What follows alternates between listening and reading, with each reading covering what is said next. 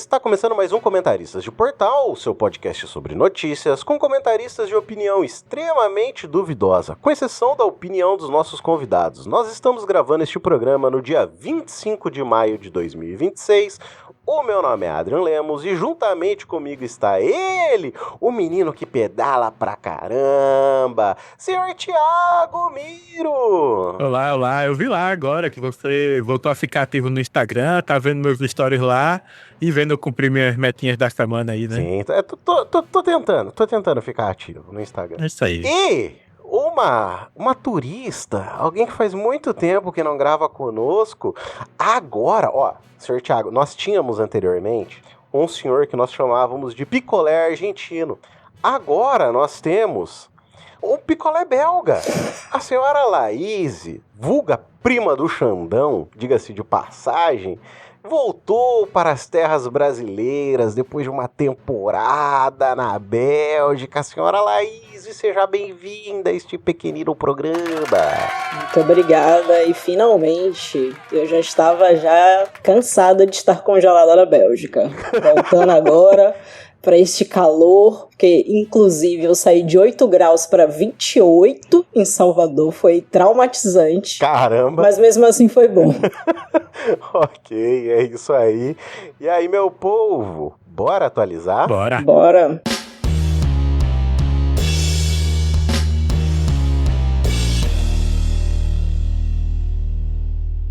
Chegando aqui no nosso quadro de recadinhos, bem rápido. Povo, seguinte, o nosso programa saía todas as quartas-feiras às 4:30 da manhã. Porém, o senhor editador, ele falou assim, é o seguinte, não vai mais sair às quartas-feiras, 4:30 da manhã. Vai sair na hora que eu quiser. Então, ele falou, depois de tudo isso, ele falou assim, pode ser que saia na quarta-feira à noite, umas 9:30. Pode ser que saia na quinta-feira de manhã. Então é isso. Agora estamos à mercê do ditador da edição. O editador lá tá, comendo meu fígado. Então é isso, povo. O programa vai sair na quarta ou na quinta-feira. Fica aí, acessa aí o Spotify, acessa o sininho. Se você tá ouvindo pelo YouTube, liga lá o sininho para você ficar sabendo quando que o programa sai. Se você ouvir pelos agregadores, já coloca para fazer o download automático, que ele vai fazer o download e adicionar na sua lista. É isso, povo. Vocês querem dar algum recado, falar sobre mais alguma coisa? Não, tá tudo certo. Tudo certinho. Ok, então, meu povo, e aí? Bora comentar? Bora! Chegando aqui no nosso quadro principal, senhora Laís, como vossa senhoria esteve longe deste podcast por muito tempo, retornando neste momento, vou pedir para que vossa senhoria traga a sua matéria, que você tem uma matéria bacana para falar com a gente. Vou começar então, né? Você é a primeira, quase uma convidada, né? De tanto tempo, 6 meses, faz parte. Já tá quase lá. É, quase isso. Então, a notícia que eu tô trazendo foi um artigo do BBC, que ele é referente a um trabalho científico que foi publicado recentemente, que o título da matéria é A Primeira Guerra Civil entre Chimpanzés Registrada por Cientistas. É uma matéria que saiu no dia 20, agora de maio. Ela não é assinada, tem vídeo com o André... Meu Deus, o nome dele. André Binart. E aí, do que se trata, né? Por que é tão interessante essa matéria? Foi uma das primeiras vezes, a segunda vez, se eu não me engano, que foi possível acompanhar a longo prazo a vida de chimpanzés, né, de primatas, assim como nós, e perceber a mudança de comportamento deles, que culminou no que os pesquisadores eles chamam como uma guerra civil, né? Que são confrontos entre os grupos. E aí, o que aconteceu e por que ele é tão interessante, né? Acompanhar como os chimpanzés, eles causaram essa guerra civil, ele pode ser interessante para a gente entender de como é que conflitos eles se originam, né? Principalmente na nossa espécie, seres humanos. E aí, como é que se deu? Esses chimpanzés, eles vivem numa floresta específica em Uganda, e o conflito ele iniciou de 2015 e eles acompanharam até meados de 2022, 2024, toda a movimentação desse conflito. foram cerca de 200 chimpanzés que eles passaram por um processo de polarização, né? E polarização a gente lembra, né, o que está acontecendo no nosso país, principalmente, e também no mundo. Então é um pouco parecido, talvez, não sei. Então, como é que isso aconteceu? Eles perceberam que, inicialmente, alguns chimpanzés que tinham algum tipo de contato em caça, em vivências, eles começaram a se afastar. Então, a primeira coisa que os pesquisadores perceberam é que um grupo de chimpanzés, eles mudaram o território, eles ficaram mais ao centro. E um outro bloco de chimpanzés, eles começaram a ficar numa margem oeste desse território. Eles começaram a se distanciar, primeiramente, nessa circunstância territorial antes de haver realmente conflitos. E aí, os conflitos, o que é que eles eram, né? Tinham agressões e eles também relataram assassinatos, inclusive de filhotes. Então, conflito ao nível de matar realmente os bichinhos que nada, por enquanto, iam fazer com eles, que eram os filhotes. E aí, o que eles acharam que foi interessante é que essa violência ela ocorreu depois dessa reorganização territorial. Que por muitas vezes o entendimento é que primeiro você tem um grande conflito, uma briga, talvez uma briga interna pro território, alguma coisa assim, e aí depois é que eles começam a se distanciar. Só que o que aconteceu foi primeiro o distanciamento entre os chimpanzés e depois começaram conflitos. Patrulhas entre os territórios para garantir que provavelmente nenhum chimpanzé estava entrando no território alheio. E aí brigas por conta disso, e invasão e matança entre os chimpanzés. E aí o que os pesquisadores eles levantaram como possibilidades? E aí eu acho que é interessante porque reflete um pouco até sobre nós seres humanos. Eles sugerem que esses conflitos podem ter ocorrido por algumas circunstâncias. Talvez o grupo ficou muito grande, e aí você pode ter realmente uma movimentação de dificuldade de alimentação, dificuldade de quais são os machos que vão ser os chefes daquele grupo, ou o chefe maior daquele grupo. No meio tempo que eles acompanharam esses conflitos, teve uma mudança do macho alfa de um dos grupos, então talvez pode ter tido uma mudança de comportamento por isso. E teve também uma epidemia de uma doença respiratória entre eles, e muitos chimpanzés eles acabaram morrendo dentro desses dois grupos. E aí eles levantaram uma circunstância que pode ser que os chimpanzés que morreram poderiam ser o elo entre os dois grupos. Então teve um afastamento mais ou menos natural. Isso faz sentido. E aí, depois escalonando por conta de nós não temos mais nada em comum, né? Então, a notícia é bem interessante pra gente ver como é que chimpanzés eles se comportam, mas nós também somos primatas e talvez diga muito sobre nós mesmos, né? Esse tipo de comportamento. Mas eu acho que a mensagem que ficou foi essa deles perceberem que primeiro houve a separação territorial, perdeu o elo entre eles, depois é que eles começaram a ficar com desavenças. É muito legal, porque de todos os primatas não humanos, né, o chimpanzé é o mais próximo da gente, né, na escala evolutiva. Sim. Mas é tão próximo a um ponto que, se você mostra uma mão de um chimpanzé que tinha albinismo com a mão de uma pessoa branca, você praticamente não consegue distinguir. Você distingue, claro, mas é tão parecido que é assustador, sabe? E é muito legal esses comportamentos ocorrendo, refletindo a própria evolução humana também, porque desde o início da espécie humana se identifica esse tipo de comportamento também no que os pesquisadores encontram. Até uma das hipóteses do fim dos Neandertais é de que a possibilidade de que a nossa espécie, né, os Homo sapiens, eles tenham extinguido os Neandertais, né? E não só ele, o Homo sapiens, né, a gente conviveu com várias outras espécies humanas. Sim. Isso, a teoria é que a gente levou todas à extinção. Né? Provavelmente por esse tipo de comportamento que eles evidenciaram entre os chimpanzés, né? Houve o distanciamento por serem espécies diferentes, por terem determinados convívios diferentes, depois de um tempo viraram inimigos. Sim,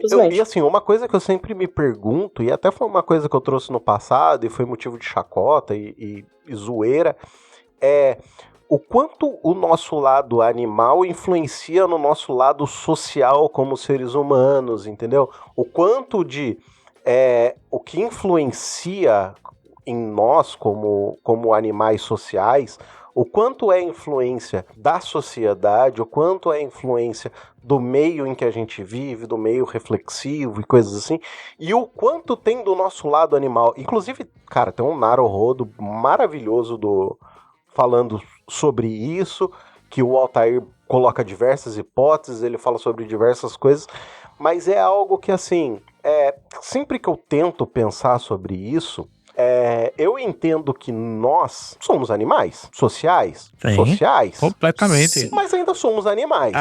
Eu vi hoje um documentário em que o algoritmo do YouTube me deu, que foi: eles encontraram uma ossada numa construção na Inglaterra, e eles dataram de 10 mil anos atrás. Com os exames de DNA no cadáver, eles descobriram que era uma pessoa negra de olhos azuis. Caraca, e aí eles ficaram, tinham pessoas negras aqui na Inglaterra nessa época. Como isso? E aí o documentário vai todo explicando sobre a migração humana e como que a população humana era 100% negra passou a ser branca, né? Mas o interessante é a questão da passagem de tempo, que a espécie humana existe há 2, 3 milhões de anos. Sim.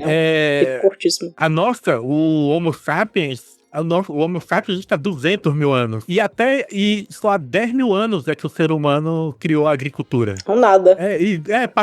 Isso, o fato do ser humano ter criado a agricultura é uma das influências que fez a pele ficar mais clara, porque mesmo os africanos que migraram para a Europa, ele tem a questão da vitamina D, né, que na África tinha muito sol, e mesmo a pessoa com pele negra era capaz de produzir vitamina D, mesmo com bastante melanina.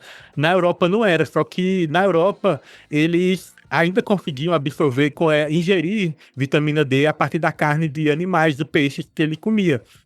Já quando o ser humano criou a agricultura e deu menos prioridade a caçar e pescar, que eram coisas muito trabalhosas, e o ser humano passou a produzir menos vitamina D, já que você dependia exclusivamente do sol depois da agricultura, é que a pele branca começou a ser selecionada, sabe, por conta da agricultura. Então, cara, a gente é um ser que começou a viver parado há 10 mil anos, em milhões de anos de evolução. Ou seja, digamos assim, viver em cidade, isso não é natural, pô. E é muito normal que nós reproduzamos comportamentos, que os chimpanzés reproduzem comportamentos que nós temos registro que fizemos também. Exatamente. E assim, cara, eu vi um vídeo maravilhoso de uma moça que ela... Eu não sei o que ela é, eu vou ser sincero. Mas ela faz muito conteúdo, assim, eu acho que ela é bióloga. Ela faz muito conteúdo mostrando a Terra, como que foi a passagem de tempo da Terra nos milhares de anos. E aí ela estava falando sobre a passagem do Jurássico para a era que a gente tem, que é a era dos animais... Como que é? Dos mamíferos. Do Cretáceo pro... Essa parte não é meu forte. Não lembro. Também não sei. Paleozo, não. Bom, que eu não lembro qual é o nome. Bom, enfim. Não, mas o Cretáceo é quando acaba os dinossauros. Isso. E aí entra o Cenozoico, que é quando começa os mamíferos. Isso, né? E aí ela tava mostrando o seguinte, que logo após a Pangeia, né, que foi o distanciamento das placas tectônicas e o afastamento dos continentes, o afastamento dessa parte continental, que existia uma ligação entre as Américas, Antártida e a Austrália, tá ligado? Sim, que, tipo, era tudo um conglomerado. Um pouco antes da Pangeia, eles eram todos um conglomerado seguido. Então, assim, que era interessante de como entre aqui a América do Sul, a América Central e a América do Norte, era tudo um conjuntão que tinha mais ou menos os mesmos dinossauros. Aí logo após caiu o meteoro, que estava vendo essa separação, mas que ainda existia uma ligação. E por existir essa ligação, e com o passar do tempo, por isso que aí houve o distanciamento, né? E a Austrália acabou ficando mais afastada de todos os outros continentes. E com isso fez com que só lá tivesse aquela quantidade de bicho que realmente só tem lá, entendeu? Que tinha no restante do planeta, mas que lá eles tiveram que evoluir de um jeito único, porque eles não tinham contato com mais nada. E aí os nossos animais daqui, eles tinham contato com os animais de outros continentes. Por exemplo, lá daqui da América do Sul, tinham mais contato com a América Central e a América do Norte, os mesmos animais da América Central e do Norte. E o Atlântico, o Oceano Atlântico, por ser um oceano extremamente novo, era extremamente curto. Isso fazia com que pudesse haver uma interação entre os animais do nosso continente com os animais do continente africano. Então, assim, cara, quando você vê o andar do planeta, a Pangeia acontecendo e o afastamento, cara, é coisa muito linda, porque, assim, é um pouco difícil das pessoas entenderem como que o primeiro hominídeo saiu da África e acabou colonizando todo o mundo, né? E saindo por todo mundo. Uhum. Mas por quê? Hoje a gente tem a visão do mundo que a gente tem hoje. A gente não consegue pensar que o mundo que a gente tem hoje é relativamente novo, entendeu?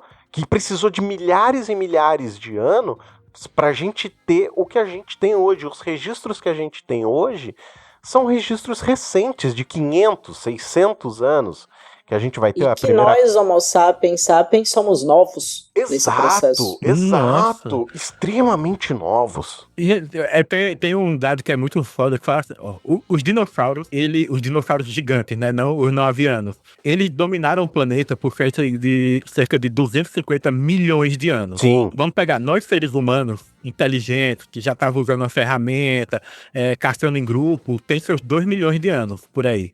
Uhum. Se daqui a 1 bilhão de anos o ser humano for extinto, a gente vai ter existido por 3 milhões, mais ou menos. Ou seja, o surgimento de inteligência não é uma característica boa para a evolução. Você vai durar só 3 milhões de anos, cara. Exatamente. Porque foi um padrão a escala muito... do planeta não é nada. Porque é um padrão muito curto se a gente comparar com o domínio de outro tipo de espécie, no caso dos dinossauros, que foram 250, né? Se a gente não destruir tudo de uma vez logo, né? Também. A gente chega muito provavelmente, assim, muito provavelmente é isso que vai acontecer, não né? dura 1 milhão de anos, não. Eu também duvido. Eu também duvido muito. A gente não dura, não. Não, eu já vi também um texto muito falando sobre a evolução, que é assim, porque é muito difícil a gente parar pra pensar que um peixe virou um ser humano. Pode crer. Um peixe virou um ser humano e é muito difícil você parar pra imaginar que a baleia azul, que é um bicho de quase 200 toneladas, o ancestral dele era um bicho terrestre que parecia um cachorro. É muito difícil você imaginar como esse bicho virou uma baleia. Mano, Só assim, que aí, eu tava vendo ontem um stories de um pessoal falando sobre que eles descobriram, eles perceberam com a possibilidade da inteligência artificial, eles perceberam que as baleias cachalote, que é o maior mamífero da face da Terra, eles têm algo... Não. É a baleia azul. Eu acho que não. Eu acho que é a Não, cachalote. certeza absoluta. A baleia azul é o maior animal que já existiu. Não, vamos lá. Vamos pro tec-tec do Google, peraí. É certeza maior absoluta. Mamífero Não sei em quem eu aposto. do planeta. É a baleia azul. O senhor possui toda a razão. Enfim, mas vamos lá. A questão era com as cachalotes. É que a cachalote, ela tem um sistema de fala que pode ser muito semelhante ao funcionamento do sistema de fala do ser humano. Inclusive as vogais e as consoantes. E aí eles estavam tentando entender o que significa as falas da cachalote. E aí pode ser que elas tenham a mesma função de linguagem que a gente tem, só de uma maneira diferente. E aí, a discussão, e aí foi a pulga da orelha que a pessoa colocou no meu cérebro, que é o seguinte: se as baleias cachalote possuem um sistema de linguagem semelhante ao dos seres humanos, elas deveriam ser tratadas como sujeitos de direito? Meu Deus, que viagem. Caramba. Não, porque assim, o que faz a gente ser a gente é que nós possuímos um sistema de comunicação complexo que nos faz ser seres de direitos. Mas tem uma pequena diferença aí que, principalmente para quem acredita em design inteligente, A baleia, ela tem um design muito mais inteligente que o do ser humano. Com porque, certeza. primeiro, nós temos o mesmo orifício para comer e respirar, né? Sim. Que passa na traqueia, então por isso você pode morrer engasgado muito facilmente. Por isso eu sou a favor do design gambiarra dos 3 elementos. Pra mim faz muito mais sentido. Na baleia, o sistema respiratório dela é separado do sistema de alimentação, e a vocalização das baleias, ela não depende de ar, como o nosso depende. Sim. Então, por isso que quando o pessoal capta sons de baleia embaixo do mar, você ouve tão bem, tão nitidamente, que não depende de ar para se propagar. Isso sem contar que você consegue frequências altíssimas com a baleia, né? Agora eu quero uma inteligência artificial para conversar com baleias. Tu assistiu Devoradores de Estrela? Não, mas já me falaram sobre. Pelo que o Ryan Gosling fez lá com a pedra, pra conversar com a pedra, ele faz um sistema pra conversar com a baleia tranquilamente. Vocês já assistiram o filme A Chegada? Já. Então, o filme A Chegada é considerado pelos especialistas em linguagem o filme mais próximo que representa uma tentativa de criação de linguagem com algo completamente diferente, externo ao ser humano, Então, tipo, como que um linguista tentaria criar uma forma de linguagem com uma espécie completamente diferente? E eu acho que é muito próximo disso que os oceanógrafos, né, estão fazendo com as baleias. Surreal. Não, demais. Eu já vi também matérias que mostram que baleias, as orcas, né, elas têm sotaque, né? Orcas de regiões diferentes do mundo têm sons diferentes, e que elas têm nomes. Elas emitem sons diferentes para se referir a cada baleia. Então elas se batizam, né? Sim. E, cara, aí falar aqui do James Cameron, né, no Avatar, quando tem aquela interação no Avatar 2, que eles vão na forma da água, com aquele tipo de baleia de Pandora. Cara, é muito interessante como a gente consegue sentir empatia por um filme, tá ligado? Que é um ser extraterrestre, então você consegue criar empatia, mas tem gente que não consegue criar empatia com um animal que tá dentro do seu próprio planeta, que nego mata pra comer, tipo a baleia, tá ligado? Que muito da caça da baleia é feita no Japão. E aí, tipo, você tem uma espécie que não consegue ter empatia com o bicho, tá ligado? Então, tipo, eu acho muito louca essa questão de que a gente consegue ter empatia com um extraterrestre e não consegue ter com um animal do próprio planeta, né? Talvez, no fim das contas, é isso que nos faz realmente diferentes, né? Essa capacidade ou incapacidade. Pode ser. O fogo do Avatar é que eles estavam matando aquele bicho enorme pra pegar uma coisinha só que tava ali na garganta do bicho, né? Você não tava aproveitando o bicho por completo. Uma coisa que rola muito aqui no Nordeste, que é a caça de tubarão, porque, sei lá, é uma iguaria muito grande comer sopa da barbatana de tubarão. Então os caras pescam tubarões de 2 metros, cortam as barbatanas e jogam o bicho vivo de volta no mar, pô. Você sabe que o Brasil é o maior consumidor de carne de tubarão do mundo, né? Porque a gente consome o cação, que o cação nada mais é do que uma espécie de tubarão. Pois é, então, aí que eu vi, se pescasse o tubarão e você aproveitasse tudo, como é com uma vaca ou com um porco, que você aproveita tudo do bicho, beleza. Mas por cortar as barbatanas do bicho e ainda jogar ele vivo de volta na água pra morrer agonizando, aí é foda. Mas, cara, existe uma zona muito cinza, porque assim, eu tava vendo eu acho que é um rádio escafandro, se eu não me engano, que ele fala única e exclusivamente sobre a carne de cação.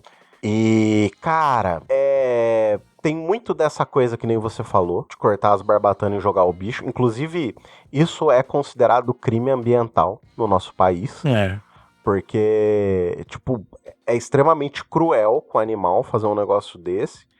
Mas ele tava falando muito sobre a questão de que a regulamentação para carne de cação, ela não é muito bem fiscalizada. E aí a galera faz umas atrocidades muito loucas, tá ligado?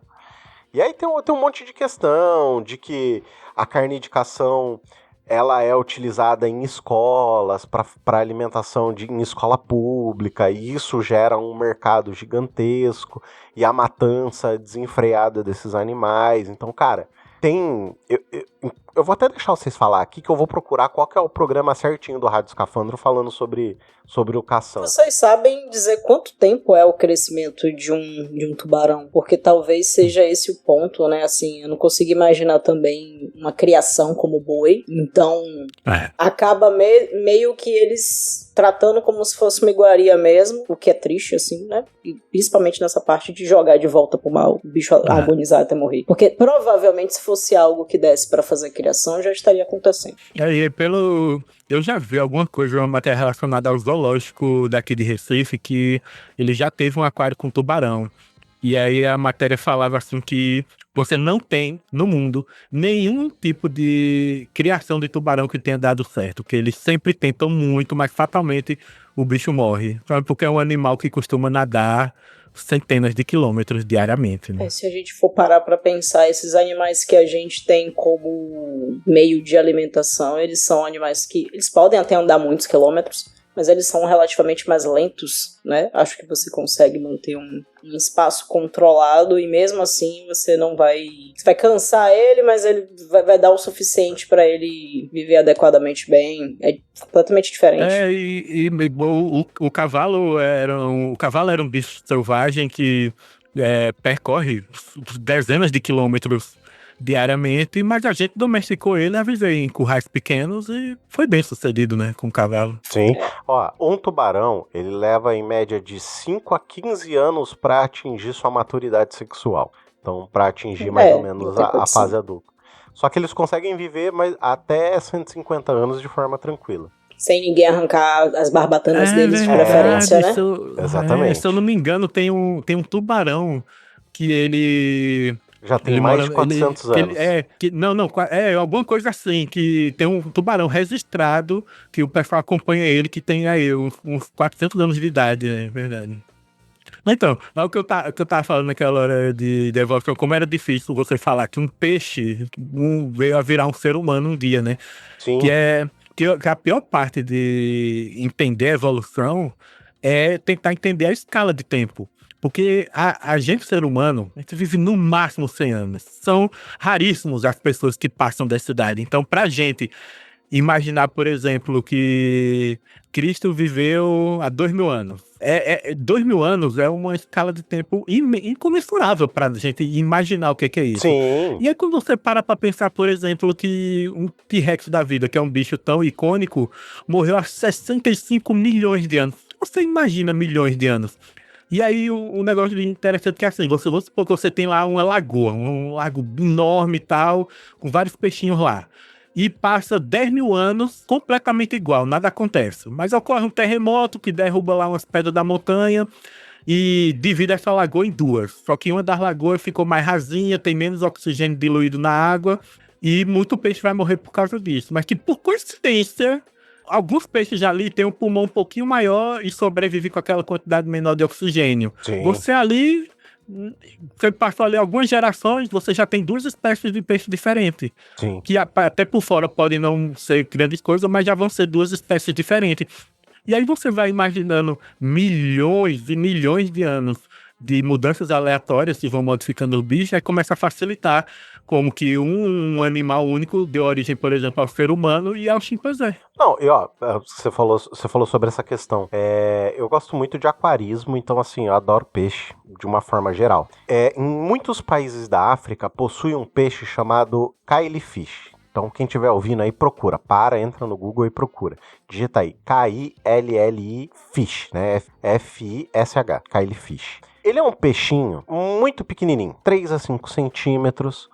E ele costuma ser peixe de momentos. Então, quando tem em determinados momentos em alguns países da África, ele tem por uma extensão gigantesca na África. Então, é por diversos países. Quando chega a época de chuva, de muitas chuvas, esse peixe ele simplesmente aparece. Então, o que acontece? Ele aparece por 2, 3 semanas, acasala, bota os ovos na terra, seca e ele morre. Nas próximas chuvas vão acontecer tudo de novo, vai voltar o processo. Uhum. Choveu, essas ovas, elas eclodem, esses peixes nascem, eles chegam à fase adulta muito rápido, fazem o ato sexual, botam ovos e morrem de novo. É esse que é o padrão desses peixes. Por eles terem uma vida extremamente curta, eles são peixes maravilhosos. Imagina. Pra galera do aquarismo, assim, costuma ser um peixe incrível. Tem peixe que é quase que verde fluorescente, ô bagaça, tá ligado? É azul, é laranja. E são peixes que parecem-se muito com peixes de água salgada, assim, no formato, tudo, nas cores. Então, assim, isso que você falou, Thiago, é basicamente explicando isso que acontece com esses peixes na África, entendeu? Porque como eles têm ciclos muito curtos, esses peixes acabam sofrendo mutações que fazem com que muitos deles fiquem mais bonitos, aos olhos do humano, óbvio, né? Mais bonitos, ou com um chamariz determinado, e aí a gente pode falar da teoria da evolução aqui, que vai acabar fazendo pressão para que esses animais acabem mudando com o passar do tempo. Eu acho isso, cara, incrível, assim, maravilhoso.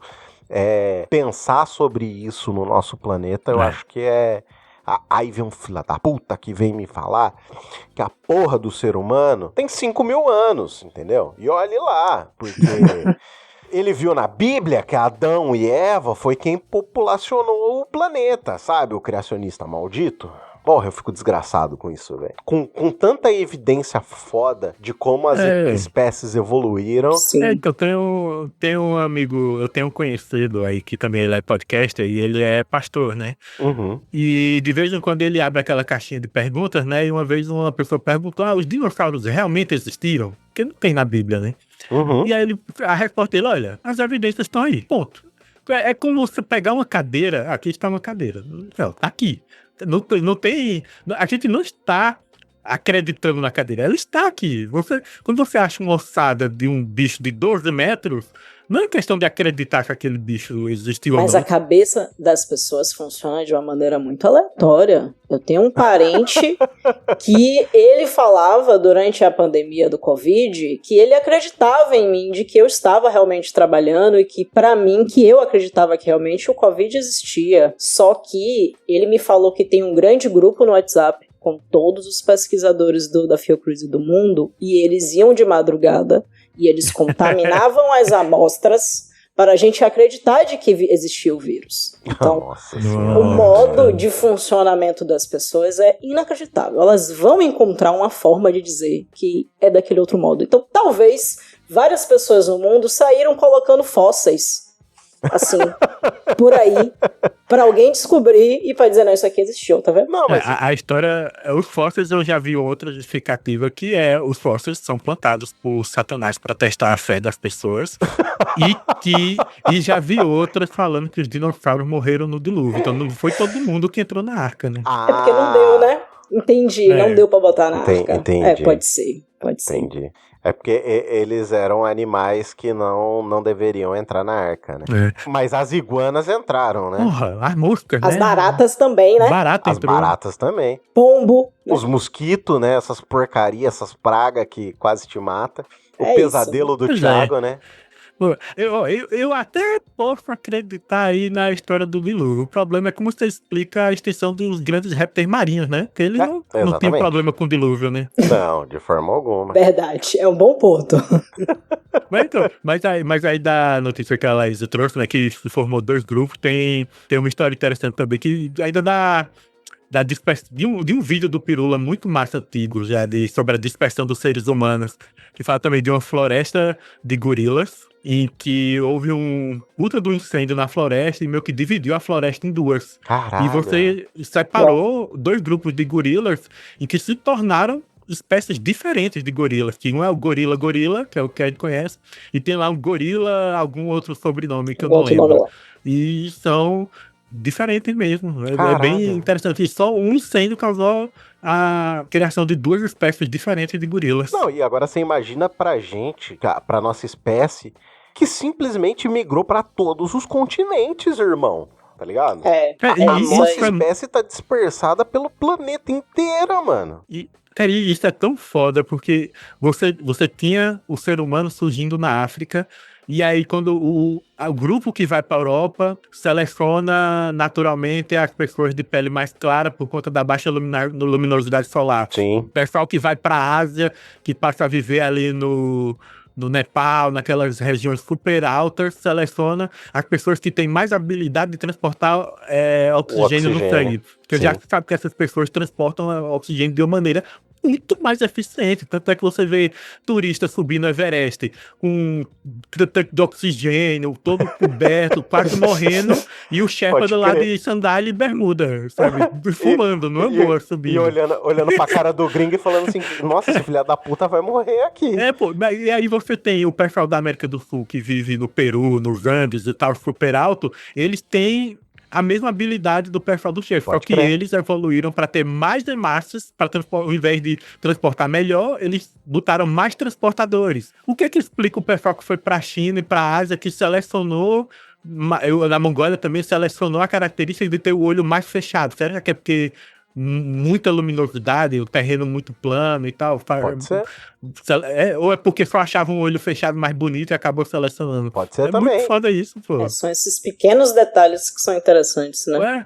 Os seres humanos que migraram para a América do Norte tinham a pele mais avermelhada, os que vieram para a América do Sul já tinham outra característica étnica diferente e acabou sendo selecionado, que é muito foda como tudo isso aconteceu. Então, se você parar para reparar, os nossos ameríndios aqui, o nosso povo originário brasileiro, né, os nossos indígenas brasileiros, como eles se parecem com indivíduos asiáticos, sabe? Em questão de características físicas, são muito parecidas com o povo asiático. No quesito, o cabelo extremamente escorrido, o olho um pouco mais apertado, porém com a pele mais escura. E não só isso, eu tenho uma amiga que ela é japonesa, e aí ela tava conversando comigo, porque ela estuda línguas, né? E ela tava apaixonada pelo processo de transformações de línguas entre indígenas e ela estava vendo essa comparação entre os japoneses.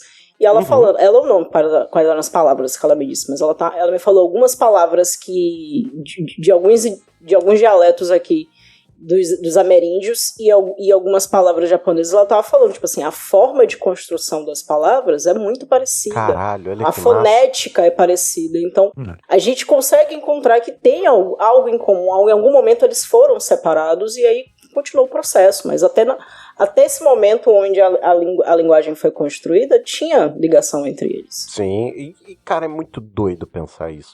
Porque, tipo assim, a nossa espécie... Foi o que eu falei um pouco atrás. A nossa espécie tá pelo planeta todo, irmão. Não, cara, e a gente, ser humano, é muito aventureiro, cara. Porque imagina o cara que saiu da África, atravessou a Ásia e veio pra América do Norte via Alasca. Mas teve também a galera que tava mais no sul da Ásia, na Oceania, que veio de barco para até chegar no Chile. Nossa, e atravessou de ilha em ilha, gerações de ilha em ilha, atravessou o Pacífico para chegar na América do Sul, velho. Sim. Mas não é você simplesmente olhar para frente, só tem água, quer saber? Eu vou ver onde é que dá. Vamos ver o que tem ali, né? Se a gente parar pra pensar no que na notícia falava sobre os conflitos e a separação entre grupos, provavelmente foi o que aconteceu, né? No meio do caminho, grupos foram se dividindo. Isso, porque não queriam mais seguir em frente, queriam fazer outro caminho, queriam ficar por ali. E aí as mudanças foram acontecendo e a gente tá no globo inteiro, é isso. Não, e aí, eu vou trazer mais uma reflexão aqui pra gente pensar, que é o seguinte: qual é o tamanho ideal de uma comunidade? Complexo.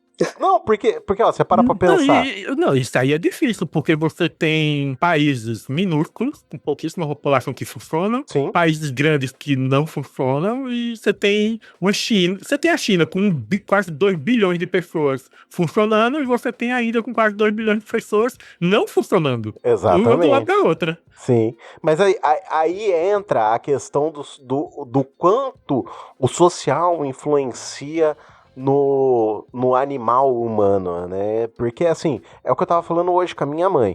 É interessante você parar pra pensar que você tem pelo menos 76 anos de Revolução Chinesa, tá ligado? De um país que tá pensando em país, em criar uma estrutura de país. Então, você tem 75 anos de uma construção de um tipo de filosofia que prega você ter comunidade, que prega vocês se ajudarem, entendeu? Tipo, uma cultura coletivista. Isso daí eu coloco a culpa no que eu costumo falar, acho que eu já falei aqui em alguns episódios, colocando entre 500 mil aspas, que é o benefício da ditadura. Sim. Quando você tem lá um governo único que não vai sair e ele pode pensar a longo prazo, porque não vai perder o poder, você ocorre o que tem na China. Numa democracia que se alterna a cada 4 anos, o cara está mais interessado em resultados imediatos para garantir sua reeleição. Exatamente. Um governante na China não está preocupado com isso. Mas tem também o contra, que você pode ter a ditadura estilo Coreia do Norte, que não é tão benéfica assim. Não sei. A gente não sabe, né? Tão fechado que não sabemos.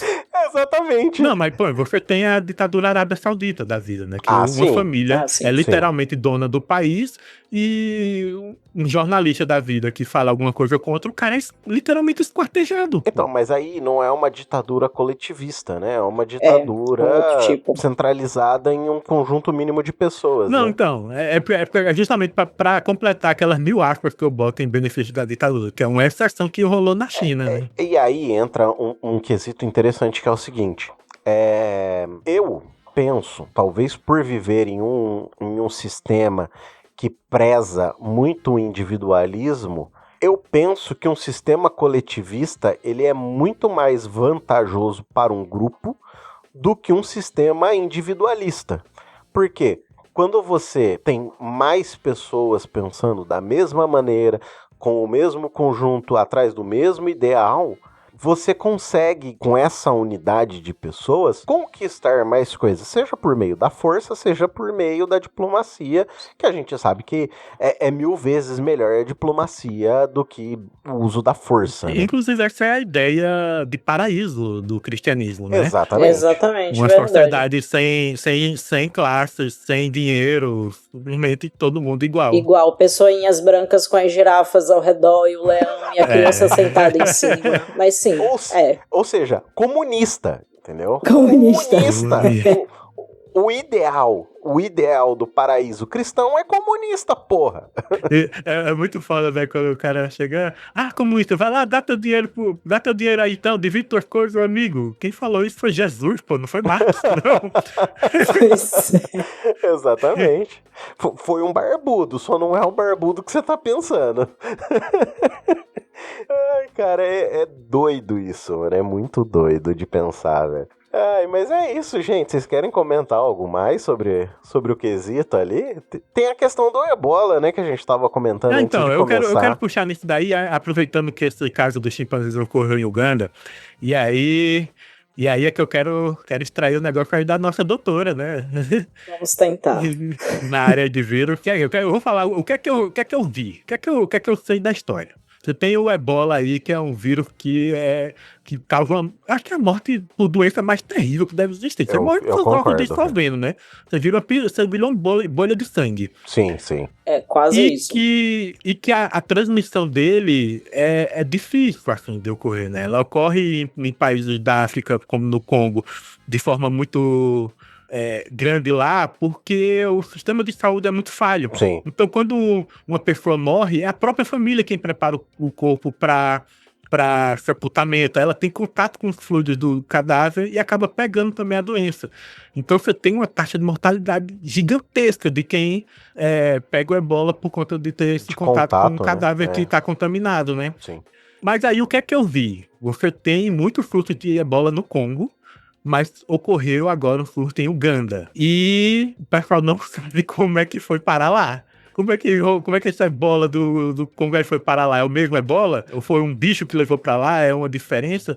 Apareceu até pra mim um vídeo, por exemplo, de uma caverna em Uganda, cheia de morcego, mostrando vários predadores, cobra, cachorro selvagem, leopardo da vida, entrando na caverna para pegar morcego, caçando morcego, e saindo lá com morcego na boca, comendo. Isso é macaco entrando para predar morcego. E aí se torna muito mais fácil, uma hora o ebola virar transmissível para o ser humano, porque se tem macaco comendo morcego, uma hora vai facilitar nessa transmissão do macaco pro ser humano. E como é que é aí, Elaine? O que é que você sabe sobre essa bola do Congo? Vocês sabem se é no Congo ou se é na República Democrática do Congo? Não, é Uganda. Não, porque assim, ó... Tem 2 Congos diferentes? Tem.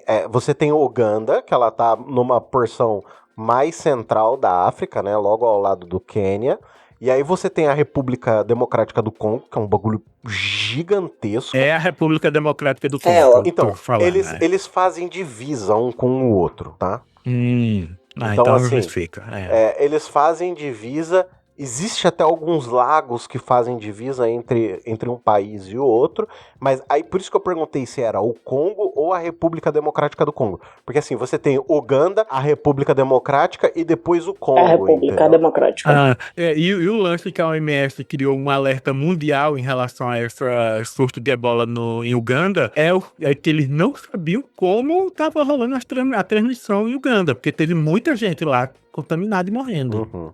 Eu confesso que eu também não sei assim direito. Eu ainda não pesquisei muito a fundo para entender qual é o ponto assim que eles estão com possibilidade de, que a gente chama de, desculpa, eu vou demorar um pouco para lembrar de palavras.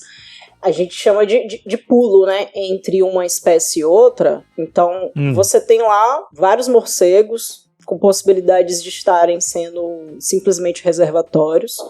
E aí tem toda essa circunstância de vários animais que se alimentam dos morcegos, tem os próprios seres humanos que podem, de algum modo, ter contato com isso, contato com fezes dos morcegos, contato com a carne dos morcegos, algum tipo de ponto, né, algum tipo de fluido biológico que os morcegos podem estar lá, vou chamar de infectados, mas com a presença lá do vírus.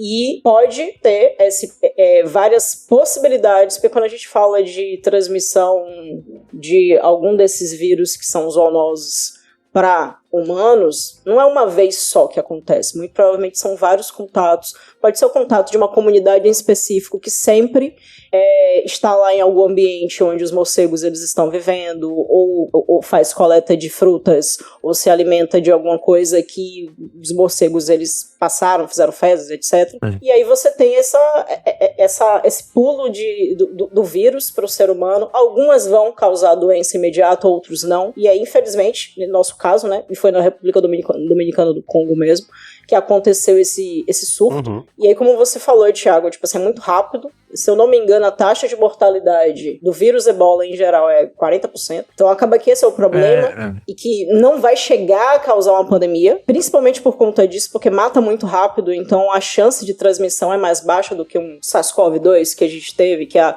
taxa de mortalidade é até 5%. É diferente. E no Brasil você não lida com o corpo, né? Você tem equipes especializadas que vão lidar com o corpo antes de ir para a família, né? Então só aí você já parava a transmissão. Só aí você já diminui a quantidade de pessoas, né? Não, e até quando é um caso, assim, de algo mais complexo, você tem uma maneira de lidar com esse corpo, assim, diferente, isolando o corpo, né? Por exemplo, cara, é uma doença extremamente...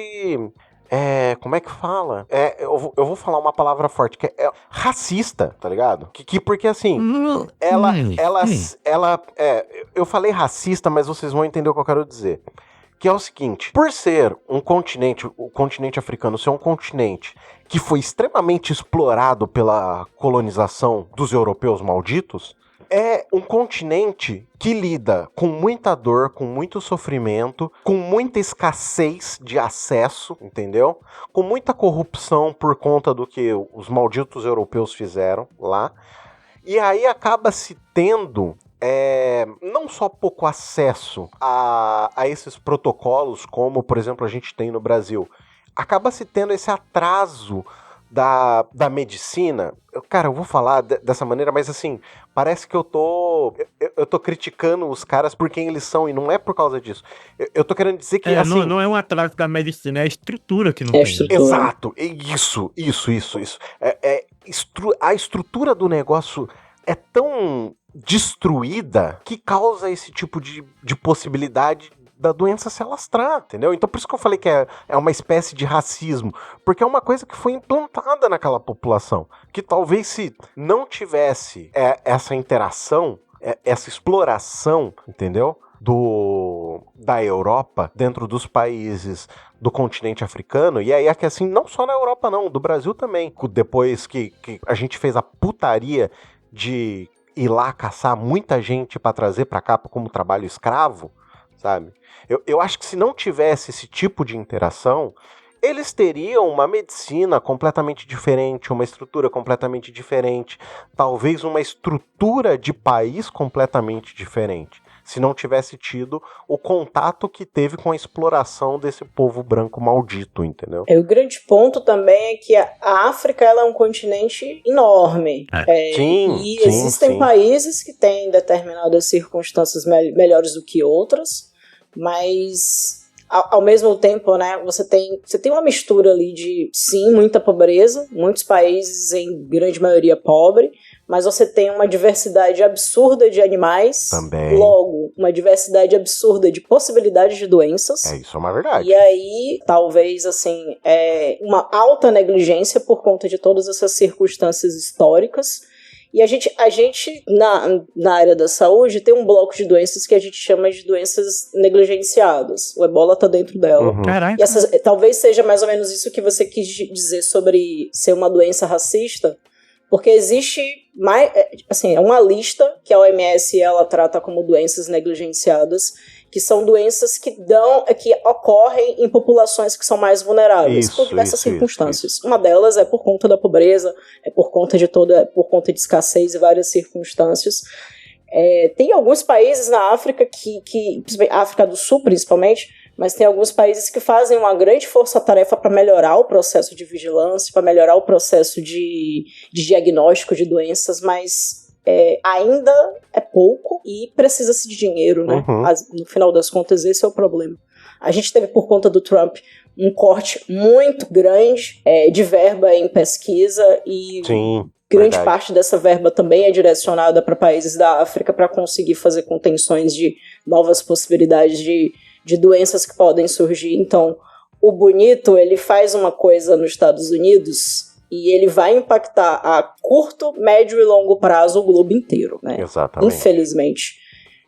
Mas em relação a esse surto de ebola que está tendo, muita gente, muitos pesquisadores e indivíduos da saúde, eles estão muito preocupados e levantando tanto alarme, porque foi uma explosão de casos. E, assim, começou com 8 casos, alguns foram confirmados, aí depois outros foram sendo levantados como possibilidade, porque é uma febre hemorrágica, mata rápido, qualquer contato com fluido você pode se contaminar, e ao mesmo tempo eles começaram a encontrar casos que não tinham relação familiar. E aí a falta de entendimento, mas se eles não se contaminaram, se eles não vivem juntos, não tiveram contato, de onde é que tá vindo? E aí essa problemática, e por isso que a Organização Mundial de Saúde levantou o alerta, porque eles ainda não sabem como começou. Porque foi uma explosão, foi muito alta a quantidade de casos. Se eu não me engano, assim, tem um gráfico, eu posso mandar depois aí, você pode colocar no post, comparando como é que foram os últimos surtos de ebola na África, e esse já está com um número de casos de início de declaração do que foi a epidemia, mais de 10 vezes mais alto do que o que foi o surto de 2016. Então, das duas, né? Ou a gente teve uma explosão absurda, ou na verdade nós estamos atrasados. Uhum. A gente começou a ver quando, na verdade, já estava em outro ponto de problemática de epidemia, e a gente está tomando susto, né? Ao mesmo tempo também, depois do Covid, o alerta para as coisas estão sendo mais rápido. Então eu também imagino que anteriormente você só não via o que estava acontecendo. Você não sabia, não tinha esse medo todo de alguma coisa pode dar uma merda e o planeta inteiro vai ficar em lockdown. Eu acho que a grande maioria das pessoas está muito nesse ar de medo, né? E é o que hoje em dia a gente tem acesso à informação em tempo real, né? Sim, verdade. Sim. Foi essa coisa do ebola, teve recentemente o rotavírus, que não tinha o risco de virar uma pandemia, mas também ficou um alerta generalizado, né? O medo de que acabasse. E que infelizmente é bem doido, né? Porque ao mesmo tempo a gente tem uma galera maluca que, se você falar que aquilo ali é perigoso, ele vai beber sabão, literalmente. E aí do outro lado tem a circunstância de a OMS fala, gente, isso aqui não vai dar pandemia, não. Eu não acredito em vocês. Tipo assim, da última vez aconteceu isso, estou preocupado, precisamos de sei lá, de algum tipo de instituição melhor. Mas aí, ao mesmo tempo, a pessoa tá bebendo, sabe? É muito difícil, assim, de acompanhar. É muito difícil. Como é que você explica pra uma pessoa a evolução de um ser que deu origem ao macaco e aos seres humanos? É por isso que a gente não tem macaco virando gente. Porque foi dois ramos diferentes. Como é que você consegue explicar pra uma pessoa quando você tem um caso em que a Anvisa fala, gente, esse detergente está contaminado, evite usar. Aí, o máximo que eu poderia aceitar era, eu não acredito em você, vou continuar lavando minha louça com esse detergente. Mas não, eu não acredito em você, eu vou beber. Eu vou mostrar que não tem problema, eu vou beber. Nessas horas, infelizmente, assim, eu queria que tivesse sido água sanitária. Resolveria metade dos problemas, assim, do mundo. Porque as pessoas iam beber logo água sanitária e já entender nossa, também não pode beber água sanitária, né? Que engraçado. Porque não é possível. A gente tá chegando num patamar, assim, de, não sei, falta de cognição. Mas você sabe que esse quesito, eu ouvi alguém comentando, eu não vou lembrar quem foi agora, falando que, muito provavelmente, sabe esse start de, tipo, eu vou fazer isso pra polarizar? Isso não foi necessariamente orgânico, tá? Então... Que assim, vai ter muita gente que vai na onda, sim, mas que o start pode não ter sido orgânico, entendeu? Então é bem complicado. E assim, a gente sabe que, querendo ou não, nós, e aí somos todos nós, em alguns momentos somos massa de manobra, entendeu? Sim. Seja por algo que a gente tem mais convicção, seja por algo que a gente tenha menos convicção. Mas todos nós estamos sujeitos a ser massa de manobra. Mas, Adrian, eu só queria que o máximo que tivesse acontecido é as pessoas continuarem lavando os pratos com sabão. Eu concordo. Só eu isso, concordo. já era assim, já era o suficiente, mas a pessoa, ela quer extrapolar. Sim. Não, eu concordo em gênero, número e grau, mas assim, ó, aí nisso tem um ponto que a gente discutiu muito no nosso grupo interno. No Brasil, a gente não tem o hábito de trocar a buchinha. Sim. Sim. É verdade, a gente usa a bucha até ela desistir, até ela se dissolver junto com a água pelo ralo. Até ela ir embora sozinha, né? Ela própria, assim, eu não quero mais trabalhar. 7-0, tchau pra vocês. A gente literalmente, o Brasil literalmente brinca de Deus quando tenta criar a vida dentro da buchinha. Tá ligado? A gente tenta criar a sopa primordial pra criar a vida, cara. Então, tipo, é muita doideira. E aí, assim, eu tava ouvindo... Cara, foi uma menina foi uma mulher no Desce a Letra? Menina não. Eu preciso parar com essa mania de chamar mulheres de meninas, porque é muito errado isso. Foi uma mulher no Desce a Letra e ela é uma militante de esquerda, tá ligado? E ela tava falando que, querendo ou não, a gente precisa tentar criar uma ponte com essa galera, sabe? Sim. Porque assim, muitas vezes tem da nossa parte uma arrogância, eu vou falar arrogância, mas eu não sei se é bem essa a palavra, da gente realmente se sentir superior e, por exemplo, não querer trocar ideia com o neopentecostal, porque a gente se irrita. Eu vou falar por mim, eu me irrito, tá ligado? Quando a pessoa vem falar de criacionismo pra mim, eu fico puto da crista, tá ligado? Então, assim... Mas o que deixa puto, Adriano, é porque, por exemplo... já teve cunhado minha que chegasse falando que o 5 da casca de limão ajuda a curar o câncer e a indústria não quer que você saiba porque vai dar prejuízo na indústria farmacêutica. Pra você explicar, cara, é um trabalho até você explicar como funciona o câncer, sim. por que não é tão simples e tal. E, cara, tanto trabalho. Talvez ela não queira ouvir isso e eu acho que a gente perde em como não vai ouvir. Também. Cara, a maior vitória que eu tenho, assim, eu sempre cito ela. Eu tenho uma cunhada que ela é bolsonarista, assim, você pegar bolsonarismo no dicionário, tá lá a foto dela pra exemplificar, desse nível. Cara, eu tenho uma grande vitória com ela, que foi fazer ela parar de falar homossexualismo e falar homossexualidade.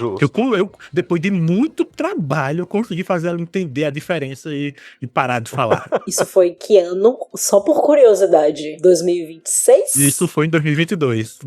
Não, sem condição, gente. É isso aí, né? Mas aí, assim... o que eu tô querendo dizer é o seguinte: às vezes a gente afasta essa galera porque a gente também se sente dono da verdade, tá ligado? E eu entendo o que você falou, Thiago, de que dá trabalho, é cansativo, nem sempre a gente tá com saco, nem sempre a gente tá disposto, entendeu?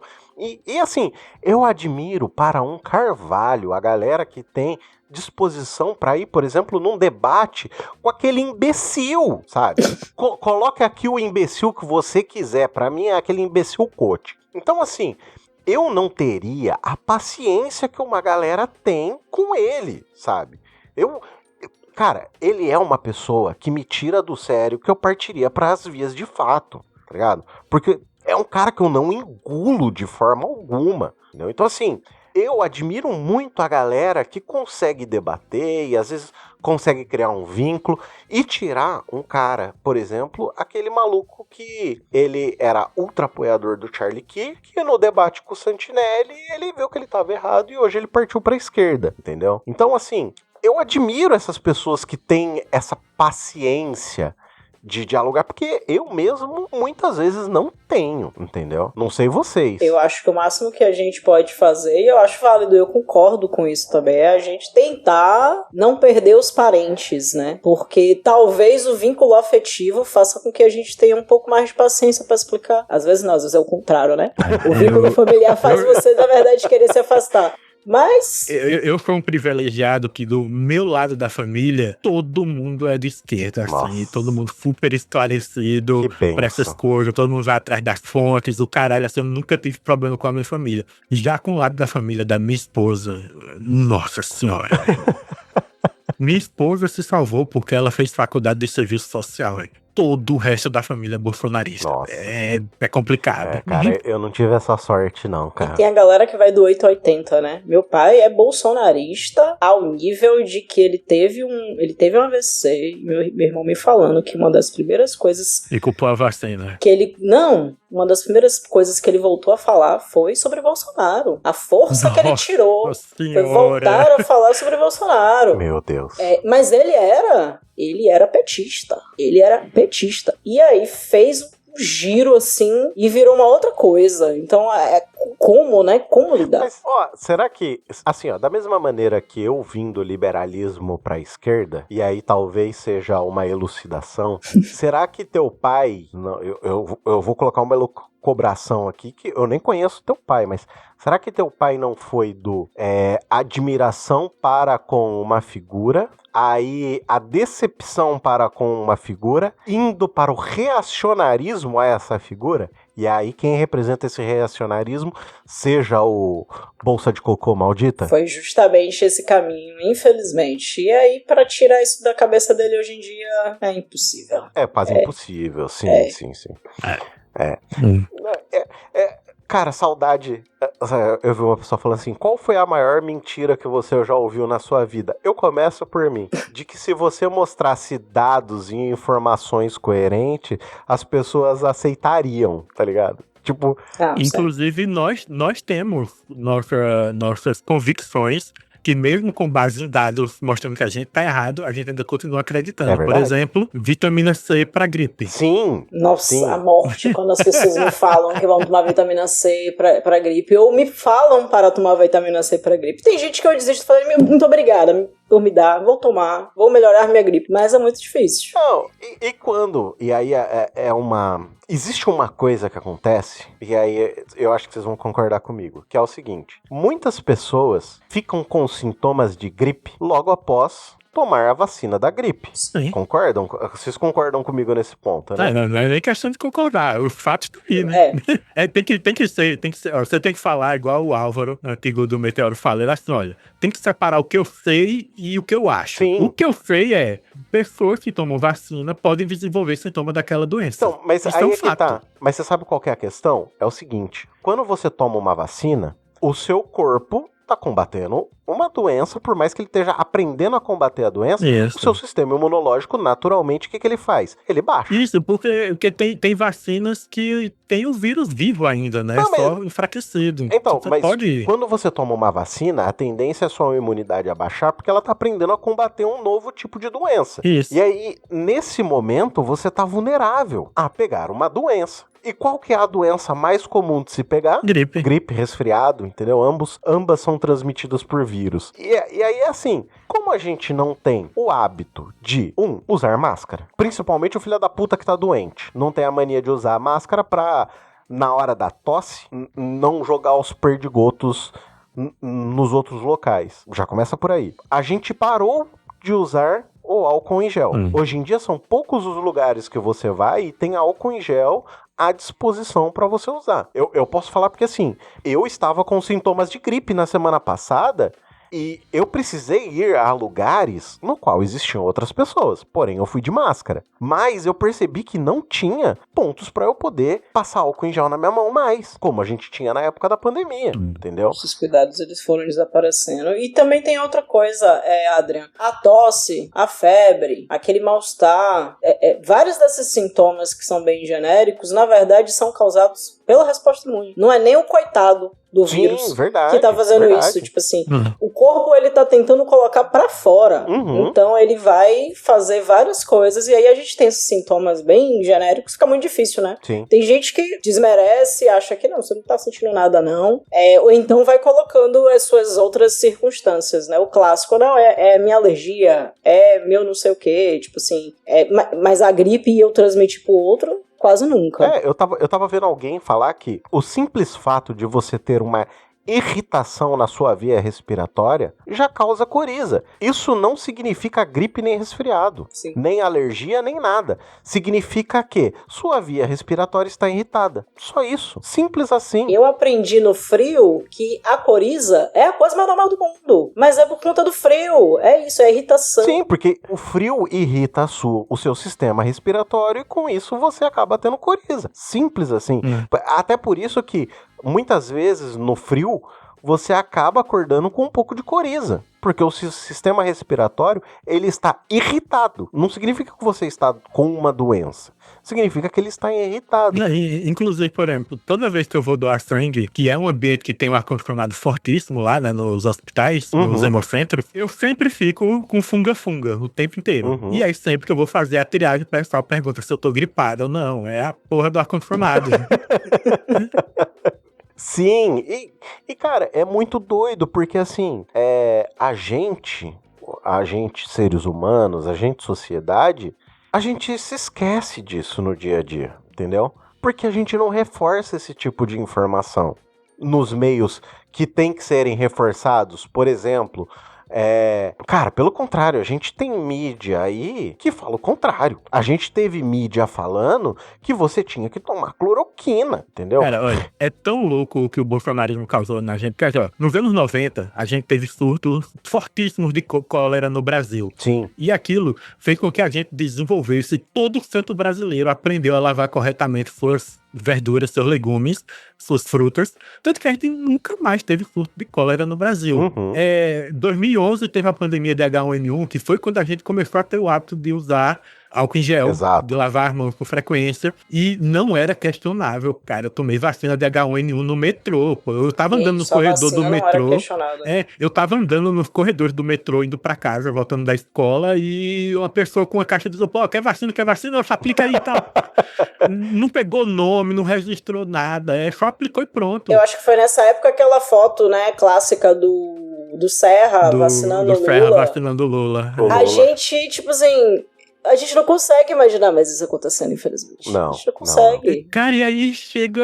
É triste. 2020, cara, coisa de loucura, Mas velho. pelo menos, eu acho que a pandemia de Covid-19, ela tirou um preconceito de nós brasileiros, que foi o uso da máscara. Sim. Por que eu digo isso? Seria impensável pra gente, antes de 2020, quem é um pouco mais consciente, ir a um local com máscara porque você está com gripe ou alguma outra doença respiratória, entendeu? Se você for uma pessoa um pouco mais consciente. Isso era impensável antes de 2020. Aliás, se você utilizasse máscara em qualquer ambiente público, das duas, uma. Ou você estava morrendo com alguma doença de câncer, alguma coisa assim que era muito prejudicial para sua saúde, para o seu sistema imunológico, ou você era um bandido, tá ligado? Eram essas duas opções que existiam no nosso país antes de 2020. Pelo menos, eu acho que depois de 2020... o uso de máscara perdeu-se esse medo, esse estigma de ou você está doente a ponto de morrer com tuberculose, ou você é um bandido utilizando algo simplesmente para tampar o seu rosto e ninguém te identificar, entendeu? Eu pelo menos penso isso e acho que isso pelo menos foi benéfico pra gente, não sei vocês. Eu tenho algumas experiências desse tipo, porque eu não sou a pessoa mais adepta ao carnaval, né? Porém, é inacreditável. Eu não vou, mas eu vou ficar doente. Eu vou ficar doente por semanas. Eu vou ficar destruída. E aí eu sempre ficava na noia. Tipo assim, quando eu ia pro laboratório, e às vezes virava chacota, né? Porque eu ia de máscara, ou eu evitava todos os seres humanos possíveis, ou eu desaparecia. Falei, gente, eu não vou pro laboratório não, tá? E ficava em casa, e desaparecia mesmo. E sempre era o mesmo tipo de conversa, de, você está exagerando, não sei o que, não sei o que, não sei o que.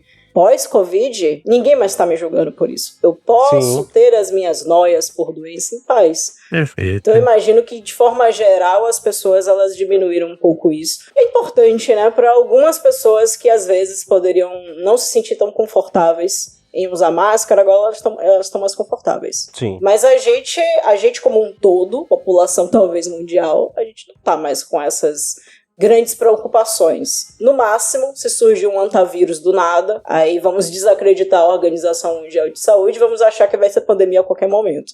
E aí tem pessoas que acabam entrando na noia, né? De achar que de novo vai começar todo o processo. Porque para muitas pessoas foi absurdamente doloroso. Perdeu-se muitas pessoas que ama, ficou trancado e etc. Perdeu emprego, vários processos. E relembrar disso é obviamente doloroso, né? Mas como enfrentar isso? E num período tão curto, né?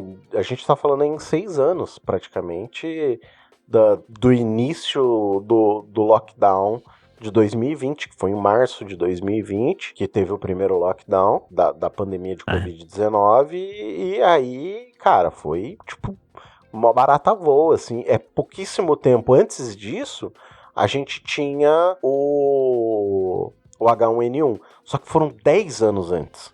Pra próxima... eu lembro de já ter lido que o período entre pandemias vai diminuir. Tende a diminuir, né? Que a população aumentando vai avançando para áreas selvagens, vai ter mais contato com esses animais que causam esse pulo, que a Laís falou, do vírus para o ser humano, e a gente vai ter pandemias em períodos mais curtos. Muita gente. Hoje em dia, o movimento de pessoas no globo é enorme. Isso. As desordens climáticas. Né? Tudo caminha pra gente ir embora. Sim, e eu tava vendo que com o Super El Ninho deste ano... chegando... Nossa, ainda tem isso. Nossa, ainda tem isso. Então, para. Então, aí é que tá. Com o Super El Ninho deste ano, vocês podem esperar que na primavera e no verão do ano que vem, nós estamos mais fudidos por conta de pernilongos e animais desse tipo, porque vai ser o ideal de temperatura para eles se procriarem. Então, assim, podem esperar recordes e recordes malditos ano mosquitos. Que vem de problemas de vírus e transmissões causadas por mosquitos. Nossa senhora. Eu estou cansada de acompanhar momentos históricos. Eu já cansei. Já deu. A minha geração já deu. Por que tantos? Não tem condição não, gente. Ainda tem que ser um super El Ninho. Tipo, você não pode ser um El Ninho normal, tem que ser um super. Normal. Não, vocês chegaram a ver a imagem térmica do aquecimento da água no Oceano Pacífico? Não, parece um rasgo na Terra, pô. É absurdo, cara. É absurdo. E isso, assim, comparado com outros El Ninhos, entendeu?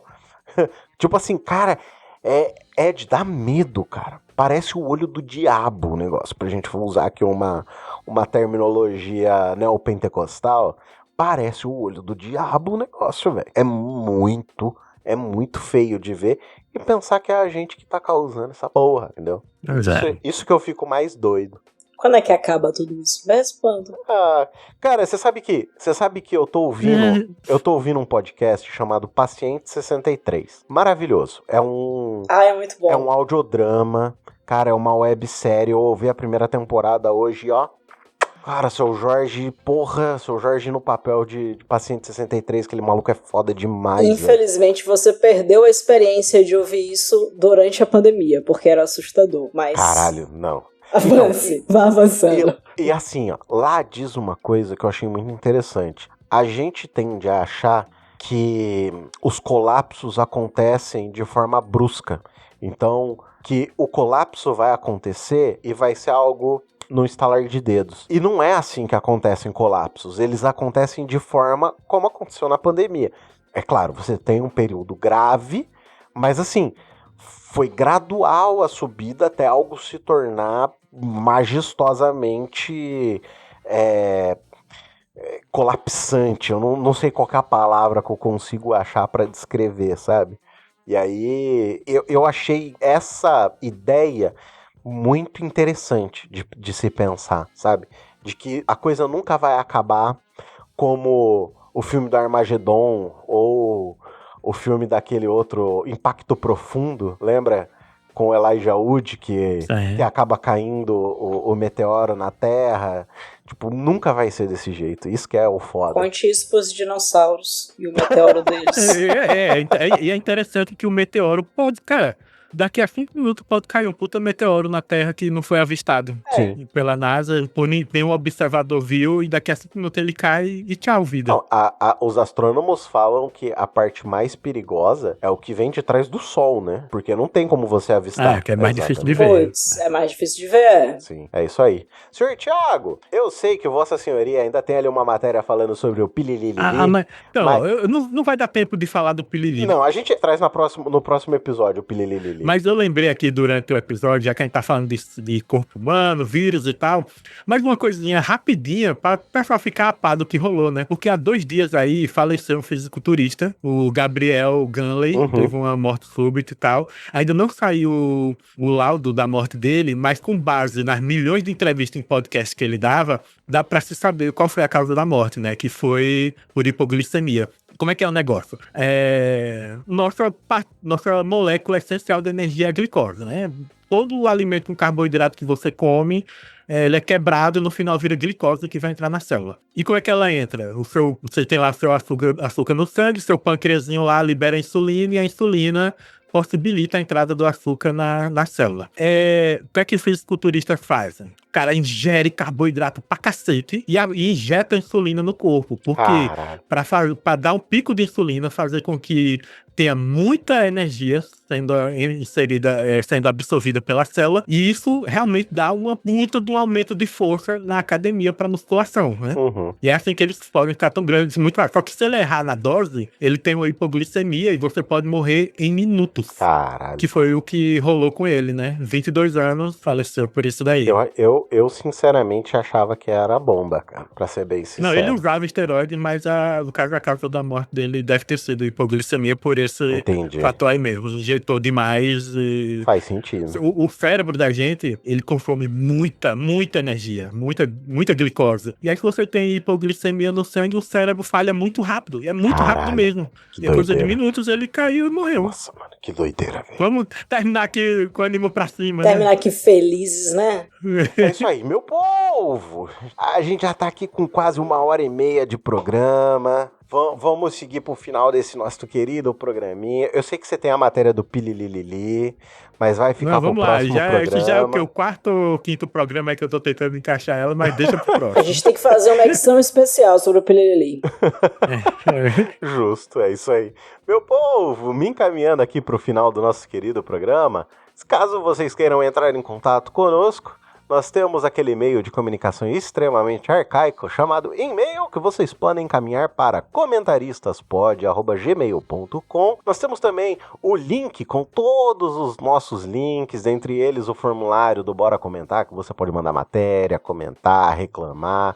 Se você não for do tipo de pessoa que manda e-mails, que nem sabe, às vezes você é o tipo de pessoa que nem sabe o que é isso, mas eu não estou em nenhuma rede social, minhas redes sociais são fechadas somente para amigos muito próximos. E, senhor Tiago, onde as pessoas encontram Vossa Senhoria? É só chegar lá, Tiago Miro, no Instagram, é onde eu tô mais ativo. Ok, é isso aí. E, por último, mas não menos importante, senhora Dona Moça, que estava longe deste nosso país lusófono que é o Brasil, estava próxima lá da nossa querida Guiana brasileira. Conte-nos onde as pessoas encontram Vossa Senhoria, se você quiser fazer jabá, quiser falar sobre trabalhos que esteja fazendo, fica à vontade. Eu não tenho a mínima ideia das minhas redes sociais. Eu não Justo. lembro. Mas eu sei que eu tenho conta no Blue Sky e sei que tenho conta no Twitter. No Instagram talvez, mas eu estou sem acesso, eu acho. Até onde eu me lembro, assim, eu acho que é LPMOR22. É porque eu sempre fico na dúvida se é só LPMOR22, LPMOR22 underline, traço, nunca lembro. Mas deve ser alguma coisa do tipo. Ok, é isso aí.